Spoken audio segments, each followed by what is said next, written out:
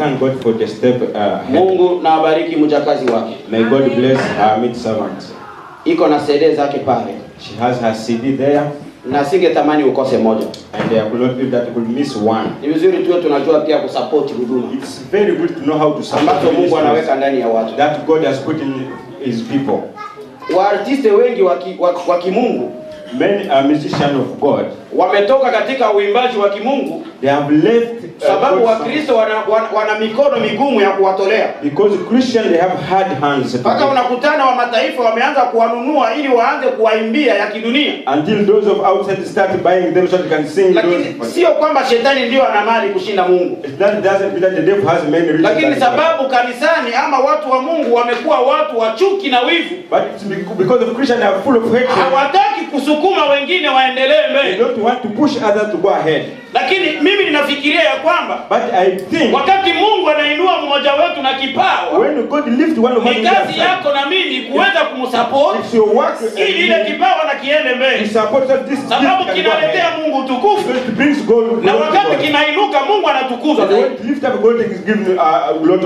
Bwana tusaidie sana. Praise God. Nimekamata hizo CD mbili. I got 2 CDs. Na ningetamani na wewe usingeikosa. And I believe you will not miss one. Sio pesa nyingi, ni dola 10 tu. Just $10 one CD.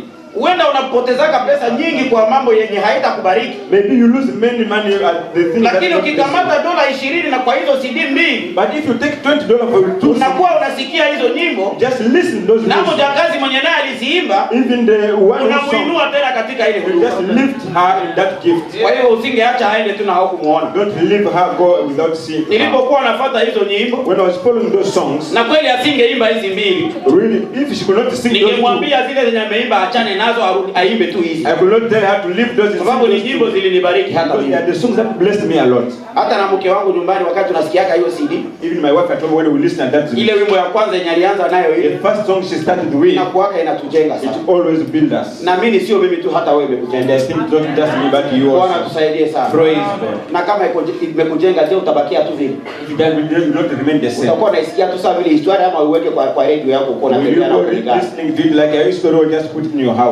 Jina la Bwana libarikiwe. Praise the name of the Lord. Ujumbe wangu siku ya leo, my message today, nitazungumzia juu ya ni nini inayoongoza maisha yako. I'm going to talk about what lead your life. Ni nini yaongoza maisha yako? What does it lead your life? Ni kama vile swali ambalo nitakuwa nalo siku ya leo. Like a question I will have today. Na katika somo langu, in my teaching, nina malengo 8 siku ya leo. I have 4 subjects. Lengo langu la kwanza, my first, ni kutaka nikuonyeshe kujua kuongoza ni nini. I want to show you how to lead. Kuongoza ni nini? What does it to lead? Jambo la pili, lengo langu, second purpose, ni kwamba inataka ujue mambo 5 yanayoongoza maisha ya watu wa dunia. You to know 5 things that lead your life. Kwamba kupitia somo langu siku ya leo, through my teaching today, utatoka hapa you will leave this na umetambua mambo 5 until you recognize 5 ambayo things inaongoza maisha ya wanadamu. That leads the human being. Na ndani ya yale mambo 5, and between those 5 utapata ndani moja ama 2 inayoongoza pia maisha yako. 1 or 2 that leads your life.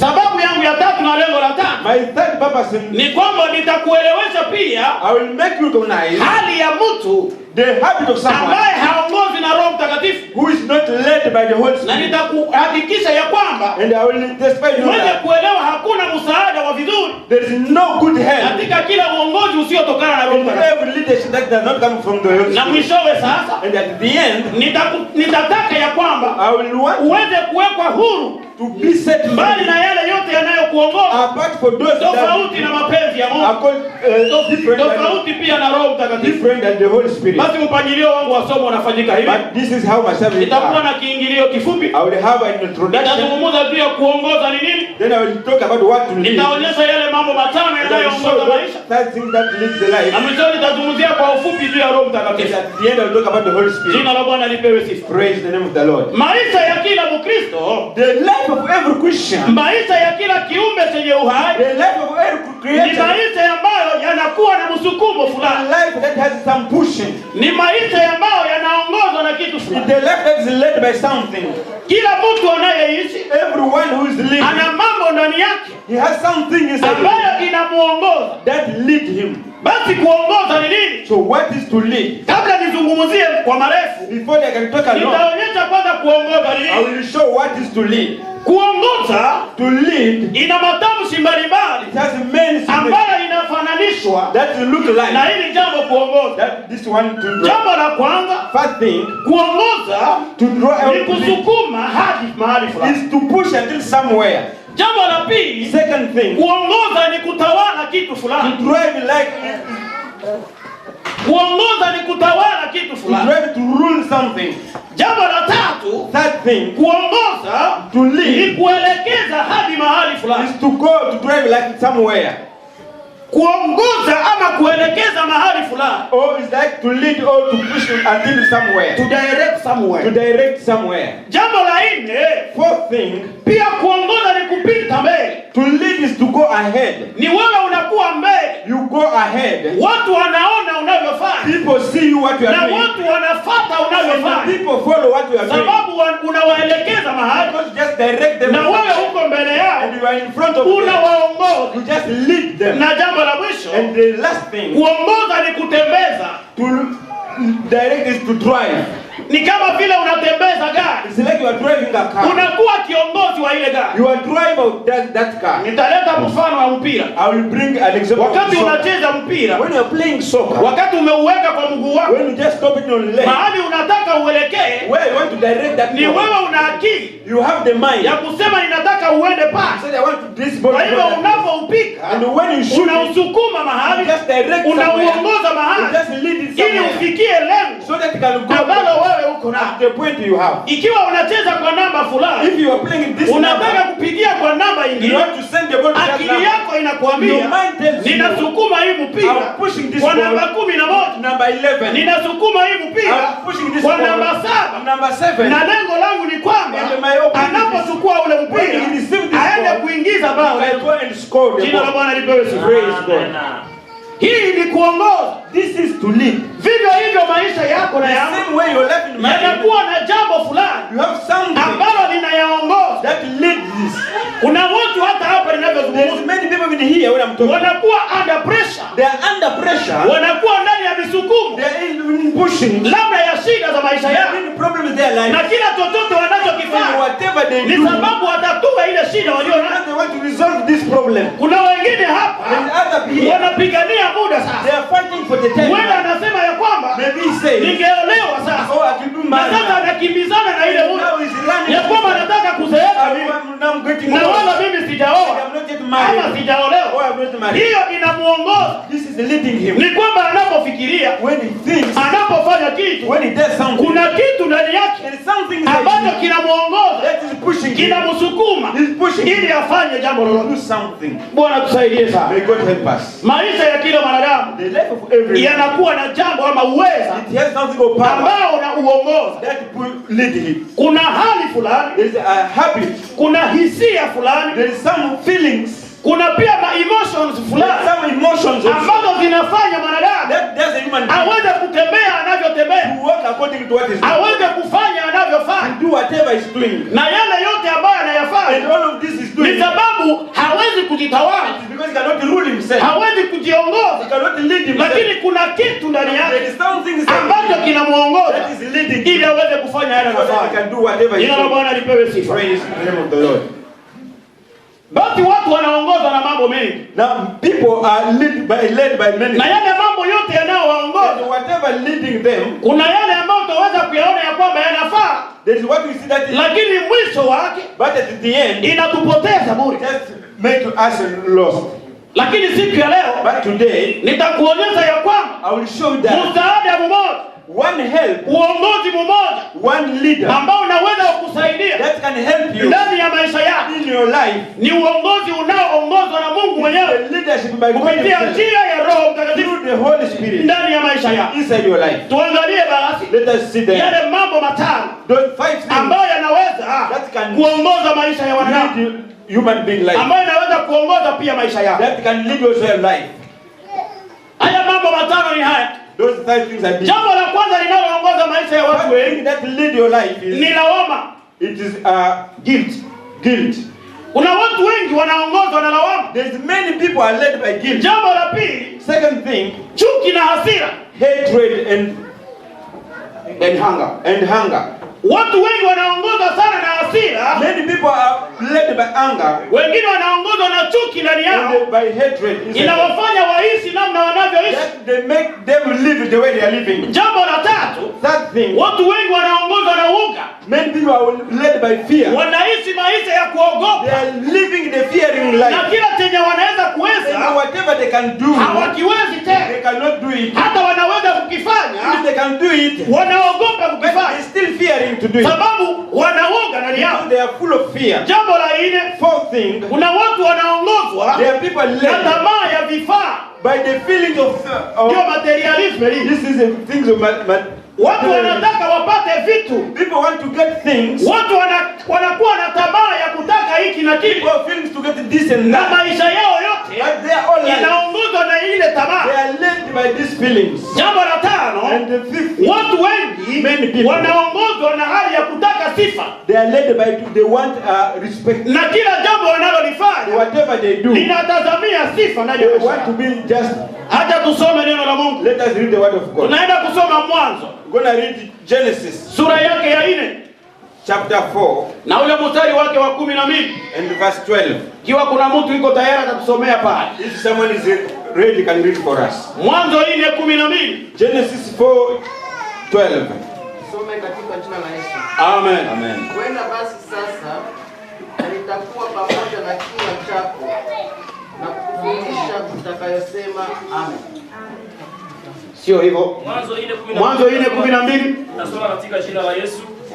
Wakati utakapolima shamba, hata litupa tena nguvu yake, utakuwa mkimbizi na mwenye kutangatanga duniani. Amen. Amen. Bwana tusaidie sana. Praise God. Hapa natazungumzia ile jambo la kwanza juu ya lawama.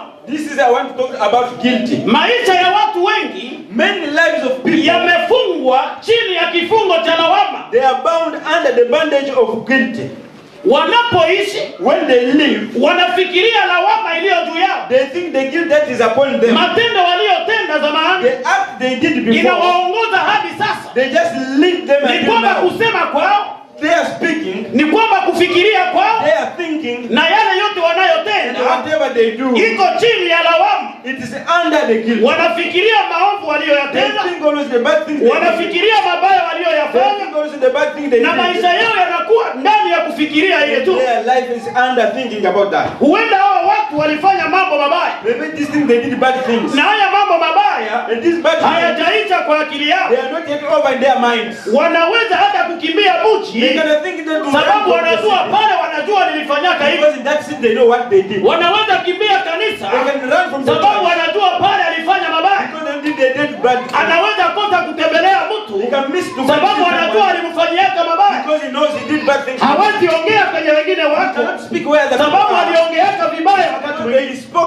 Ndani ya maisha yake, lawama inakuwa inamsumbua. Hawezi hata kusogelea mtu, sababu anajulikana ya kwamba yeye ni mbaya.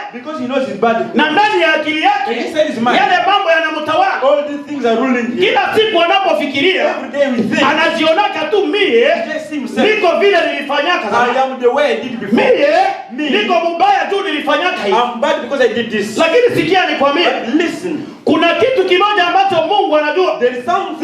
Kuna kitu kimoja ambacho Mungu ni specialist juu yake.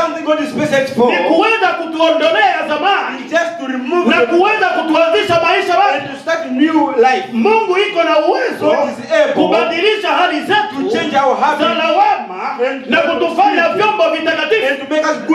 Mungu iko na uwezo ya kubadilisha vile watu wanatuona na kutuonyesha namna ingine kwa yeye ndio alibadilisha Musa. Musa ambaye alikuwa muuaji.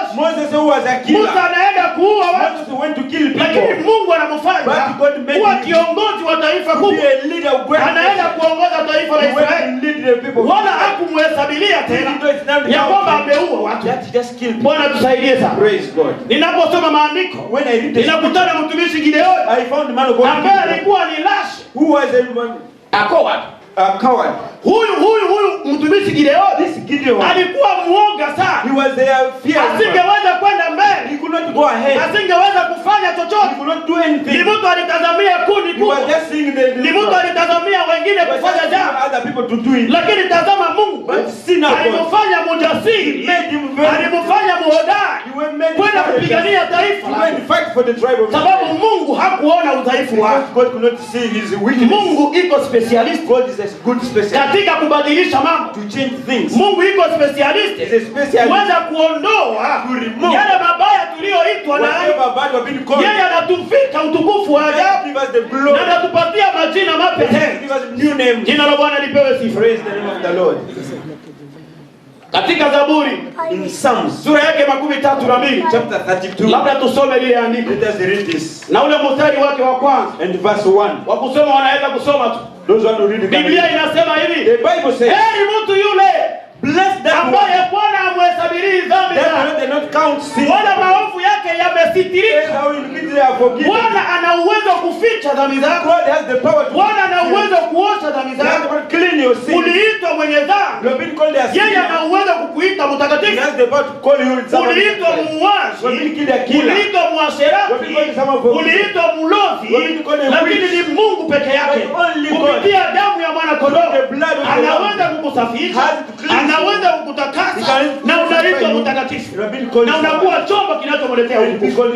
Jina la Bwana lipewe sifa. Hallelujah. Kwa hivyo maisha yako Mkristo Your life Christian hayangekuwa ya kujilaumu, should not be someone who hayangekuwa ya kujihesabia tu dhambi, should not be to be counted sinner. hayangekuwa ya kujiita tu mnyonge, Should not be called someone who is lakini weak. wakati unatazamia But Kristo, when you look up, wakati unamwamini, when you believe, tambua ya kwamba yeye remember iko na uwezo He has the power kukutoa katika kiwango kile to bring you na where we kuweka are kwa kingine and to kiwango. bring you another step. Kwa hivyo lawama Guilt isingekuwa kitu should not be something itasababisha maisha yako that will make your life yaweze kutembea vibaya, to work very bad. na wengine hata hawezi omba. Other people they could not Wakati pray. anataka omba, When he wants to pray, shetani anamwambia the hivi, devil tells him, na wewe uko naomba nini? what are you praying? Unaweza vyako vitasikilika tu. You think you pray? Ona alilofanya pale See chini. whatever you did. Anataka kuimba, You want to sing. unajua kisauti chao kinakuacha mbaya. you have a bad voice. Unataka kufanya nini? What are you Hata going to do? kucheka tu. The people laugh Unaona at vile uliimbaka ile siku. You see the way you sang. Mkaimba vimadiezi you sana. sang very bad. Unataka kufanya hata kucheka. They will laugh at you. Ule mtu anakuwa anatembea, That person is ndani walking, yake iko na jihukumu. feeling guilt. Na huenda maisha yake Maybe his life. anakuwa mtu anayejilipiza hukumu tayari. It's just someone just putting judgment upon him. Kila siku anayoyatenda Every day what he does, iko anashilipa he just paying himself. mabaya yenye yeye alifanya. Bad thing he did. Lakini Mungu wa mbinguni, But God in heaven, yeye ni mwingi wa rehema, he is full of mercy. na rehema yake And his ni mercy kwa ajili ya kufuta yote for tuliyofanya. us to clean everything. Rehema yake ni kwamba tuliyoyafanya hata yasahau, hata yakumbuka He tena. will not forgive all Na wakati the anasafisha yote, anatufanya kiumbe kipya. Ya kale yanapita na yote yanakuwa mapya katika Yesu.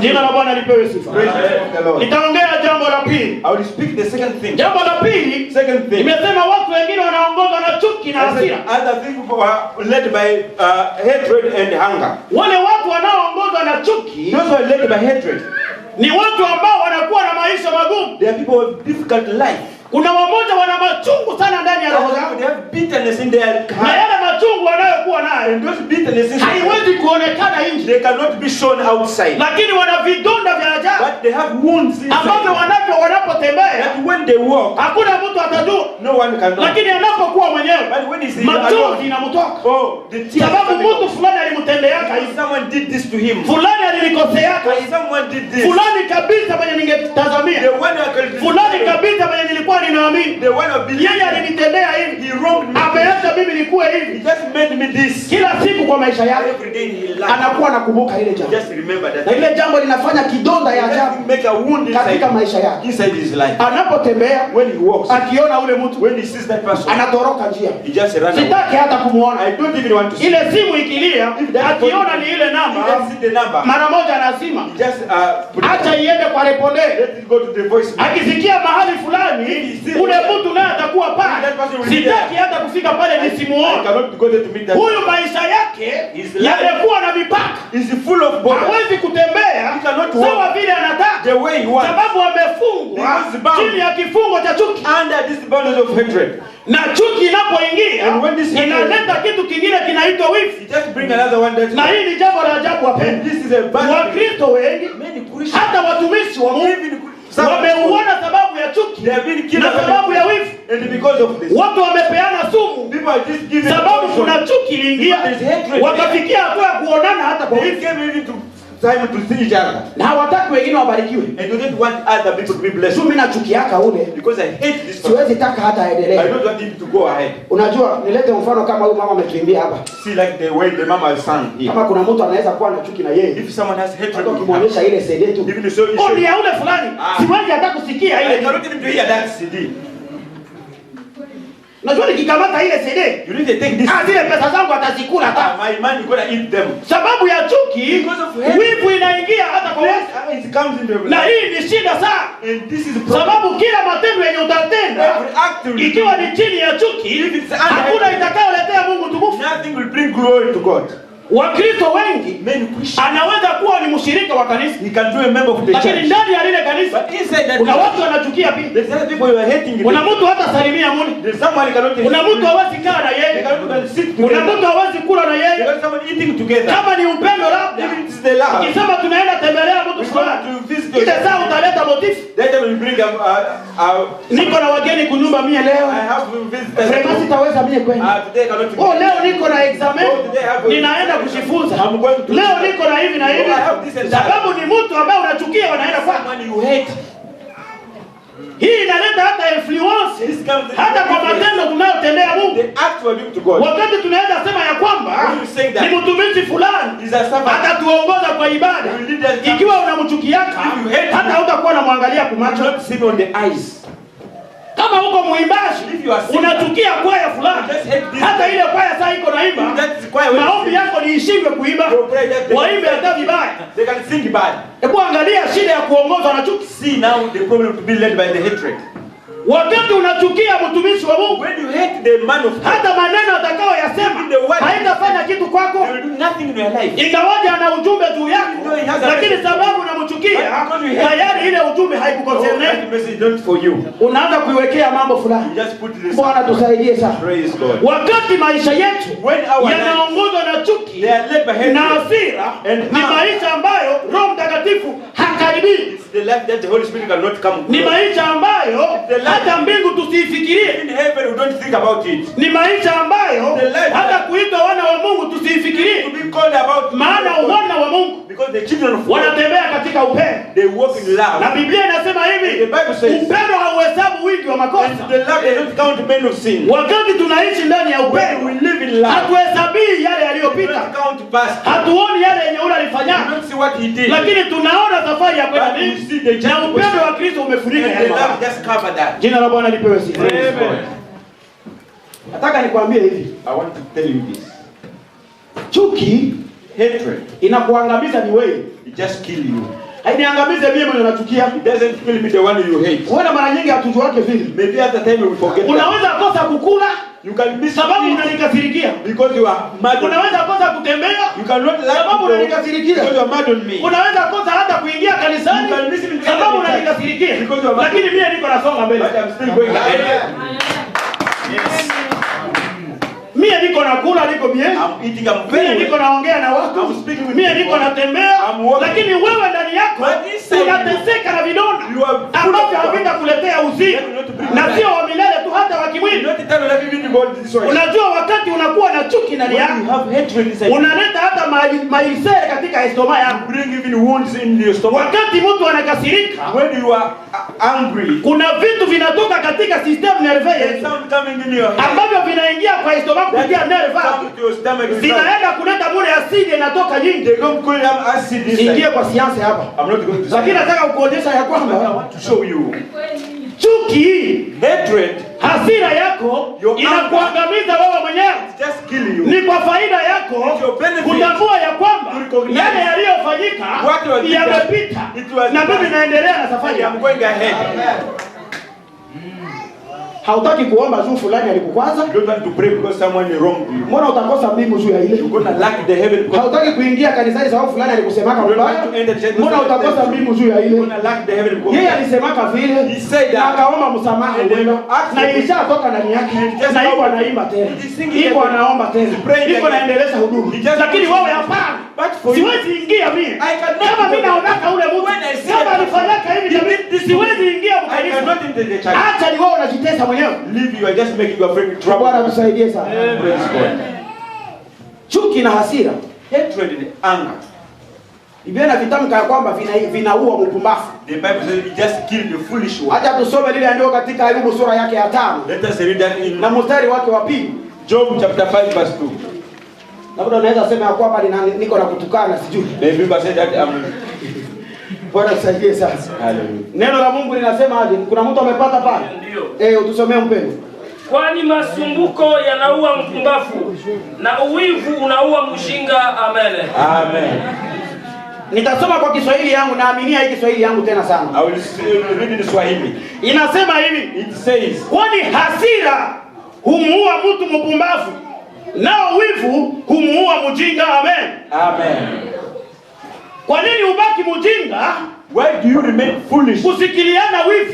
and just to hate someone? Na kuna mambo unaweza kusikilia mtu wivu And something ambayo hautaweza kuyafikia. that you cannot reach them. Labda utamsikilia mwimbaji wivu Maybe you're gonna be na hauwezi imba sawa yeye. you cannot sing like him. Labda utasikilia mhubiri wivu na hauwezi hubiri sawa yeye. You cannot preach like him. Labda utasikilia mtu amenunua nyumba yake wivu And you see someone is na haujui namna aliipata. and you didn't know the way he Wewe ndio unateseka tu. and you are in trouble for Biblia it. inakuita huko mjini. The Bible says you are foolish Na mpumbavu and ndio mtu ambaye hana akili. someone foolish person. Ni mtu ambaye hana akili. Someone without mind. Anaweza kufa na hasira. He can die with anger. Pourtant kuko dawa ya kupona hasira. And there is a medicine to be healed with this anger. Katika Mathayo sura 18 In Matthew 18 na mstari wake wa 15. and verse 15. Biblia inatuzungumzia pale. The Bible says, Kama mtu amekukosea, if someone wrong, muendee. go to him. Ona dawa ya hasira. See the medicine of anger. Katika Waefeso tena In Ephesians sura yake 4:27. chapter 4 Paulo anaeleza hivi. Paul says, Ya kwamba msimupe shetani don't nafasi. give the devil the place. Mtu akiwa na hasira If you have anger, asingojee jua litoke Don't huko na lifike huko the sun set. kabla ya kutengeneza na ule So dogo. you just forgive. Lakini maisha ya Wakristo What life of Christian? anaweza kuwa mkanisa na He mtu, can be in the church. anaweza kuwa muichi moja na mwingine, hata mmeme vile in the same city. iko na hasira. He has anger. Miaka 7 imepita 7 na mpaka hivi anakumbuka, until they still remembering. anagonda kiroho. He just go. Wakati mtu anafikia hatua ya kugonda kiroho, When you just come with your skin in spirit, unakosa matunda ya Roho Mtakatifu. you lose weight and you Afya yako ya kiroho inazorota. your spiritual life is in trouble. Sababu ulikaribisha Because you just welcome kitu cha upumbavu ndani ya maisha a yako. foolish thing inside your life. Ni nini inatufanya kutoka katika upumbavu? What makes us to come out of Ni foolishness? neno la Mungu. It's the word of God. Biblia inatuambia The hivi, Bible says na kwamba mwana wangu, that my son, uombe hekima iwe ndio dada yako, ask you for wisdom to be your sister. na ile hekima ndio neno la And Mungu. that wisdom is the word of God. Mungu anaambia mtumishi wake Yoshua God tells ya Joshua, kwamba na maneno haya yasitoke katika kinywa chako. don't let these words come out of your mouth. Mungu anaendelea kuambia Musa hivi God taifa la tells the Israeli Moses again, ya kwamba wakimtii na kushika amri zake watabarikiwa wanapotoka na wanapoingia.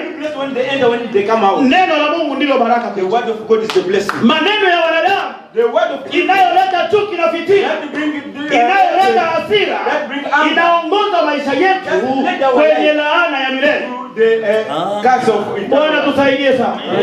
Ni ombi langu siku ya leo My prayer today, ya kwamba mimi na wewe me and you, tungefunguliwa katika ile vifungo vinavyotupeleka kwenye laana na tuweke huru twende mbinguni. and let us set free to go in. Na ikiwa tunataka kuweka huru, And if you want to maisha yetu yanahitaji kuongozwa, has to be led, sio na mambo yale nazungumzia, not whatever, lakini yaongozwe na Mungu mwenyewe. but it has to be led by Bwana God. tusaidie sana. Praise God.